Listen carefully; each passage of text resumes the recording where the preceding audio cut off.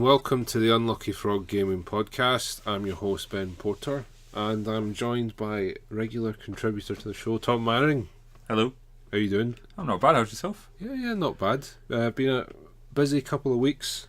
As indeed. Yeah, so we'll talk a little bit about what we've been up to, but first of all, we do have quite a bit of news to work through. So I guess this week the big piece of news is Spiel Jahres has been announced, and the winner this year is Azul, to everyone's surprise. So did you get a chance to look at the nominations for this year? Haven't, no. It's not my area of expertise. Well, it's not something I'm, to be perfectly honest, particularly interested in, Spiel Jahres, because there's this perception that it is the big award for the industry, and in many ways it is. But the problem is that the jury for the award are all German speakers, right? And they're all members of the German gaming press. Okay. So it is very much an award for the German games industry. And when this year in particular, they had a bit of a huff. They put a big speech up on their site about they weren't happy with the standard of some of the translations of rulebooks that were submitted. Wow. Which is fair enough, but to me it really served to underpin that Spiel Jahres is an award for German games. It is not the main award for the industry. It's a bit like how the American World Series is only American teams. Yeah, but it's not far off it, is it? So we've not had a chance to play Azul, so I can't comment on it either way, but it's hopefully we can get that to the table soon. It certainly does look quite interesting. It's like a tile drafting type game. So quite interested to see that. The one of the other nominees was a game called The Mind. Okay. So I think a lot of people are glad that one didn't win, because there were a lot of people that were saying it wasn't even a game. Right. Okay. So again, I've not played it. It's just not really my bag. But it's like everyone's got cards with numbers on them. Okay. And you're not allowed to communicate verbally. You just have to look at each other. Right. And I think you have to like get the numbers in the right sequence, or you need to get the same number. Okay, I'm not sure that is a game. That's sort of more weird psychological experiment. You had like people were raving about it. I honestly think it's one of these Emperor's New Clothes type scenario where it's gone up for Spiel Jahres and everyone's gone, oh, okay, yeah, it must be something there, and people have gone, yeah, it's fantastic and all that, and it's the art house film at the Oscars. It's the one that's outside of the. That's it. It's the delicatessen of games. Yeah. I'm sure we're going to get shot down in flames by some art house fans for saying that. Yeah, but there's quite a bit of a stir in the RPG sphere. There is, been a bit going on there. So the big one is Wizards of the Coast merging their two franchises. They've crossed the streams. Bringing Magic officially into D&D, or vice versa. With Guildmaster's Guide to Ravnica. They've done some little sort of online splat books before where they've linked Magic's planes to the D&D setting, but nothing's been put into print. So this is coming out in November, and it's a hardback book that's basically all focused on the plane of Ravnica, which is one gigantic city that is run by these guilds. And each guild represents spheres of colours from Magic, so different mana colours, so red and white and so on and so forth. But they've turned this around and made it an actual D&D setting now. So much like Forgotten Realms, Greyhawk, Eberron before it, this is a new setting for D&D to take place in, and see how that pans out. So I mean, it stands to reason that the two would be compatible, right? Because D&D's got multiple planes, parallel universes, whatever you want to call them, and then that's prevalent throughout Magic as well. It makes a lot of sense, and to be honest, it's quite surprising it's not happened sooner in an official context. But it's a really positive thing for the community in general, because it will merge player bases in places. Obviously, there's going to be people that aren't interested, but there'll be people that maybe haven't been that interested in D&D because they don't like the setting, but they like Magic settings, so they'll want to play in those settings. And equally, there might be people who haven't tried Magic before from the D&D community that this sort of draws them into the more narrative aspects of Magic. So that's coming out in, I think it's late November. They've not given too much information, but it looks like there's going to be some new, possibly some new classes or a new class, some new archetypes, new monsters, new magics, loads of different stuff, and a real shake-up to sort of Wizards of the Coast lineup for D&D. They're moving away from their established settings for D&D and now moving into their other IPs.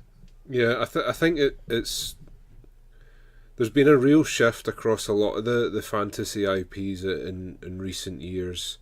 I think they're all trying to distance themselves from the Tolkien-esque fantasy a bit, and I think fundamentally a lot of the time it's just because you can't really copyright something that's just borrowed so heavily from someone else. Yeah, definitely.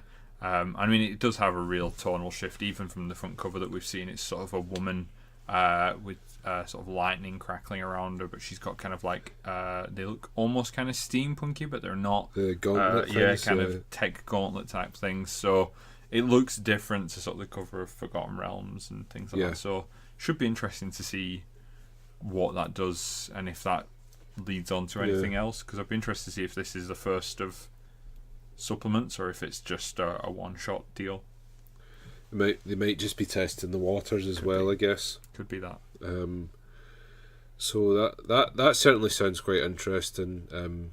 I quite like D&D as a system, and it's super easy to get involved in. So it'll be interesting to see where they go with that. And on the subject of RPGs, I was saying to you, Cool Mini or not, seem to be producing a lot more games out with Kickstarter now.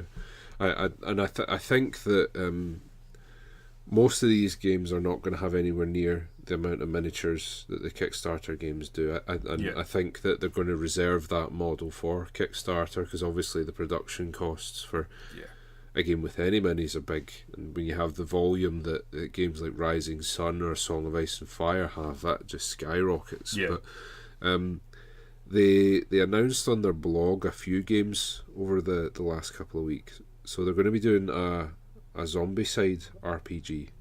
Okay. Which is really weird, I think. I mean, obviously Zombicide's a very popular brand. I don't see how they're going to spin an RPG out of that. So there've been zombie themed RPGs before. One of the first ones I came into contact was called All Flesh Must Be Eaten, and it was a very famous zombie creed. It's the motto of the Zombie Kin. And it was a very, I don't want to call it basic system because that does it a disservice, but it was a simple system to get into, and it was one that the company that produced it, I can't remember them now, but they used that in a couple of different settings that they made games for, and that was interesting because you could play both sides. So you could play the zombie survivors or you could play zombies. I don't really know how you would make variant zombies. You know, I'm the fat zombie. You're the cool zombie. You know, the cool zombie. The biker zombie. He's got his hair slicked back. So I don't know if Zombicide will follow a similar sort of idea, or if they're just going to go full on survivors in a zombie apocalypse, sort of a la Walking Dead and that kind of thing. I mean, there's a lot of zombie stuff out there. There is a lot of zombies. This is the thing. Like, I kind of thought we were done with zombies for the most part. I thought that kind of had its time. You know, we had the vampire phase, then we had the zombie phase. We're kind of going through the Cthulhu phase. So I kind of thought zombies were fading out, and I'm quite surprised. Not necessarily disappointed, but I'm quite surprised that they're going zombie RPG, because it's something I would really struggle to make a campaign of. I think it'd be great for a one shot. But I think at the end of the day, where are you really going to go with that narrative? Or as another adversary you face amongst other things. But, you know, well, I guess one of the things that I said, because we did a video review of a game called Last One In. It's a zombie card game, and in the theme section of the review, I addressed because that's the first criticism you hear about any zombie game. Like, oh, here we go, another zombie game. I do think that. I think one of the reasons zombies haven't quite faded out is because they are quite relevant to us as a society. Yeah. Because I think that's most people's like deepest, darkest fear, is that they are just going to be like this mindless consumer, and I think zombies are a dark reflection of that. Yeah, I totally get that. I think that is one of the appeals of them. Although why you would then want to see that sort of reflection of yourself blown away in horrendous situations, that says more about perhaps society than constantly you want to think reminder, about. this is you. We're going to make a game that reminds you of it every corner. Yeah, I mean, it's not to say that there's bad zombie games out there, because there are some really good zombie themed games out there. Last Night on Earth has got rave reviews. That looks great. There are terrible zombie games out there that we don't need to mention, but there are some really good zombie games out there, and I imagine zombies as an adversary in a role playing game, great. I love a bit of a zombie apocalypse or a zombie themed Halloween episode, but to have a whole campaign where it's you versus zombies, as a GM I would run really thin on material really fast, because you're going to have to make that either very sort of internal politics themed narrative or survival, resource gathering. Right, yeah. Because that's the reason that The Walking Dead works as a story, right? Because I mean, quite early on in the story, in the comics anyway, Rick has the epic line of "We are the Walking Dead." It's that because they're just surviving, right? And the zombies really just provide context. That's it. They're a framework for the story of human conflict. Yeah, and that's great. I think that works from the standpoint of somebody watching that, but I think to actually be playing that, it's going to be a pretty grim experience, Oh my god, my guy's on hunger level 3. I've got to go out and do I eat Bob's arm or? I don't see how they're going to spin it. I mean, they can certainly do an RPG out of it. Whether or not it'll be a good one remains to be seen. Yeah. But they have announced another couple of games, Comedy or not, to go back to them seeming to change direction a little bit. They're doing a Wacky Races board game. Okay.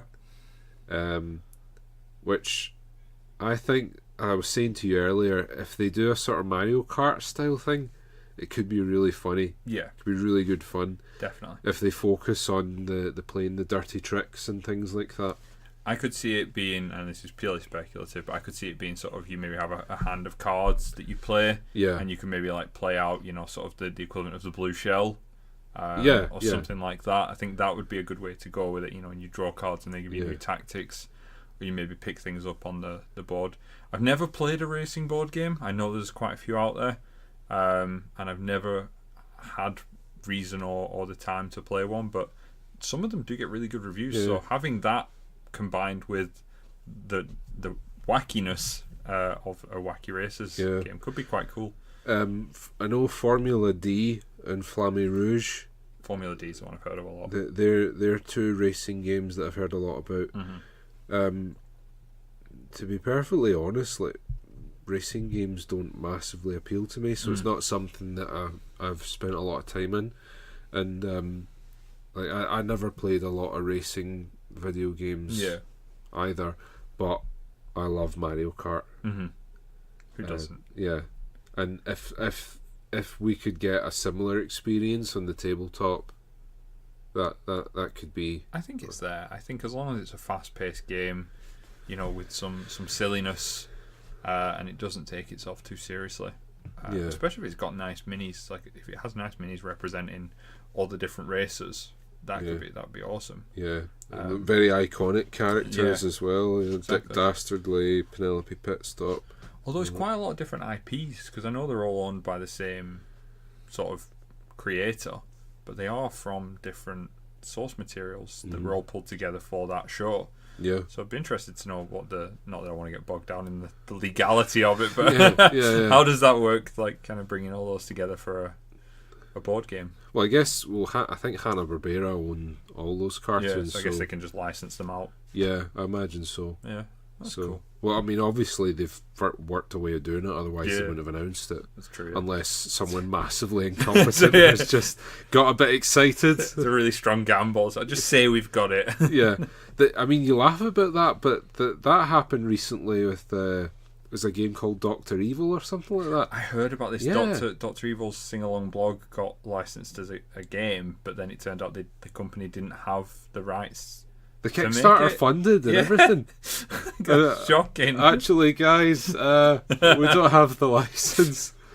I wanted to be in that meeting after it got funded, and someone's just going, "Okay, well, we're ready to make it. So, who's got the license documents?" And everyone's just like, "Yeah, about that." Yeah. So, I would be surprised if Cool Mini or Not had done that. Yeah, no, I'm sure they'll have got their ducks in a row. Yeah, I hope so. Cool. Yeah. And then the other game that they've announced is they are working in partnership with Steve Jackson Games, who was recently on the podcast. It was indeed. And they're going to be doing a Munchkin board game. Okay. What do you think about that? Mixed feelings. Yeah. I'm a fan of Munchkin. I know a lot of people have gripes with it. But I love to dip in for a game now and then. I wouldn't say I play it regular, but it's a good one to pull out the cupboard and throw down with a few friends. There's been a lot done with Munchkin recently. You had Munchkin Deluxe, which to me was a board game. You know, it was kind of, but it wasn't really. It was just a board representing your level progression. Then you had the Munchkin trading card game, which you mentioned to me earlier today. Yeah. And now you've got this board game. So I don't know. I don't know if Munchkin needs to be a board game. It works fine as a card game. Yeah. But I'll withhold judgment. You know, we'll see what they come out with. I didn't feel there needed to be a Munchkin vampire and a Munchkin cowboy, but they made those and they seem popular. So yeah, I mean, people are obviously buying them, aren't they? Yeah. They wouldn't keep making them if they weren't. But I think the pattern here with Cool Mini or Not is that they're not just doing like other IPs, like, you know, they did Cthulhu Death May Die. They've done a couple of others. They're actually mining existing games and do like crossovers for it, which is quite a strange one. I suppose if you've got an idea and there's an existing game and IP, and you think, cool, we can do something awesome with this, may as well throw your hat into the ring and see how it goes. It could be great. Munchkin's very good for spoofing itself and sending itself up, and that's true. The genre that it plays with. So there's especially with the resurgence in board games, there's a lot of material that you could take the mick out of. You could have a game that, you know, takes the mick out of, we don't have the license yet, things like that. In the board game, and that could be really fun to see played out. So while it's not something I'd say I'm excited about, it could be good. Could be. The other big news is Wizards of the Coast, at long last, have launched some sort of online card game version of Magic the Gathering. Yeah. So Magic the Gathering Arena is the new iteration. It's in beta at the moment, but it is fully playable, and it's kind of their answer to Hearthstone. And the variant games. Gwent was another one you mentioned as well. Yeah, Gwent, and there's actually you know, the Fable video games. Yes, they've done a card game for them as well. Okay. That is very good. It uses the morality system as a game mechanic. Right, I've never even heard of that. It's quite interesting. Okay, but I am a total noob when it comes to Magic. I mean, as you know, I play a lot of other card games, but for a number of reasons, I just couldn't ever get into Magic. So I thought that this beta would be a good chance to jump in. And I think part of me was like, okay, I'll do it for science, you know, like to talk about it in the podcast for the good of the land. Yeah, exactly. The tutorial was very good. I played through that this morning, and you play like 5 or 6 of the planeswalkers. Okay. And what happens is you add more cards to your deck as you go. Mm-hmm. So in each game, it introduces a new game mechanic. All right. So you're not bogged down with playing instants and all of that stuff. You kind of learn it progressively. Yeah, it teaches you the basics in the first couple of games, and then it adds a bit more spice into the mix, as it were. So played through all of that, great. And then I got to the free play, like playing through the different modes, and you get given. I think I showed you earlier. There's like 8 different options for when you go to play a game. Yep. And no explanation. Yeah. For what they are. That's a real shame. Like, just to throw you in the deep end. Yeah. And they're not simple names either. They are names specific to that format. Yeah. So you've got sort of the draft, which to me that makes perfect sense. But someone without the background, they're going to look at that going, "What's that? What's like constructed? What does that mean?" Yeah. And then to go into that not really knowing what's expected of you for that format, or even if that's in a play style you enjoy, that's a lot to ask of someone sort of coming in the gate. Yeah. And certainly it could be off-putting. Yeah. Well, it was. I mean, I got absolutely sodomized. I think I played about 8 games and won 2 of them. Yeah. And you helped me with one of them. So it does not feel beginner friendly at all. Yeah, I think there's an expectation, and maybe this is just because it's in the beta and they've not fine-tuned it, but from what I saw of you playing it today, there does seem to be an expectation that while you may not know the rules, you'll know the format, which seems like a strange way to do it. Because so we'll teach them all the rules and then not explain anything else to them. Like, you know how to play the game. You've no excuse for not being able to do this. You saw the tutorial. Get to work. So pretty disappointed, to be honest. But it is beta. This is stuff that they've got time to correct. Yeah. But that seems to me quite a basic thing. Yeah. Like, it's not as if they have to have screeds and screeds explaining what everything does. Yeah. Even if you just had, like... Because they've got it in the game itself, right? Yeah. Where you hover your mouse over the card, and if it's got, like, a buff or a trait or something like that, a little window comes up telling you what it is. Yep. So you've got all the prompts in the game. But as for the game modes itself, like, I mean, because if you hover over constructed, it should give you a little explanation of what that does. Yeah, exactly. Nothing. That's a shame. It really is. It's a missed opportunity as well because that introduction could bring someone into those formats in real life. If they felt more comfortable with that. And I'm not saying everyone who picks up Arena is going to be running off to the game store and buying pack upon pack, but certainly having the rough idea of what you're going into is a step in the right direction. Yeah, I mean, there are other card games that I feel a lot more invested in, and I feel like this could have got me into it, and it's another negative experience with this game to add to the list. Yeah. Fingers crossed they rectify this. Yeah. Unpopular opinion about Magic. All right, go on. I think that where Magic has had a very big influence on the way that games are made, and like Steve Jackson in the interview we did with him the other day, in his amount of years in the games industry, said that the introduction of Magic the Gathering in the industry has been the biggest change that he's seen throughout his career. Okay. I think there are better card games than Magic out there now. I've had a very similar discussion with friends of mine about Magic, because one of my big bugbears about Magic, not to get into the nitty gritty, is the mana mechanics, in that you can either get what's called mana flooded, where you've got too much mana and nothing to use it for, or you can get mana screwed, where you've got no mana so you can't play any cards. Yeah.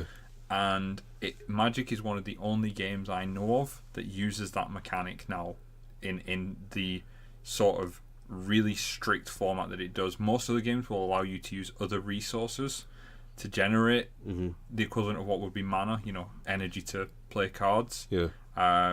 But you might take a penalty for doing that if you don't have the right cards. Whereas Magic just goes, you don't have it, you're screwed. Oh, Game over. Yeah. That did happen to me a couple of times today. Because one of the other things that I find really weird about Magic is that you have a 60-card deck, right? To all intents and purposes, it is about a 30-card deck. Yeah. Because near enough half of your cards are mana. Yeah, you're giving up a lot of your card content to just being able to play. Yeah. And I think if you look at games, and I'm not citing these as good games, but if you look at a game like, say, Yu-Gi-Oh! Yeah. Yu-Gi-Oh! Doesn't have that kind of mechanic. Pokemon has an energy mechanic, but it works slightly differently. Yeah. I used to play a game that doesn't exist anymore, but it's a fantastic card game called Versus. And that had a mechanic where you had mana, similar to Magic, that you had to put down, but you could put any card face down as the equivalent of mana. Yeah. And if it was a certain type of card, you could flip it and use it. If it wasn't, it was just a dead card going to generate an energy for you. So all your cards were potentially useful, but you might have to sacrifice some if you were having a bad hand. Whereas in Magic, if those cards don't come up, it's game over, and you're wasting deck space. Yeah. So, but I think unfortunately they're stuck in a position where it's a formula they've had for so long now. They just couldn't change it. Yeah. They would have to completely rehaul the system. And that's a great example, right, of how games have moved on. The torch has been passed to other games, and that they've refined the system. They've come up with other ways of generating energy. Light Seekers and Age of Sigmar Champions. What you do in most regular turns is you have 2 actions, and you can use your 2 actions to play cards or draw. Right, okay. You don't draw automatically. Yep. But you use a 30-card deck in that. Right, okay. So it's rebalanced things. Yeah. And I know that they are games that people who play Magic also enjoy.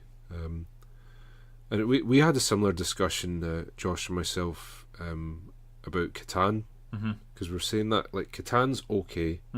It's again had a huge influence on the games industry. Yeah.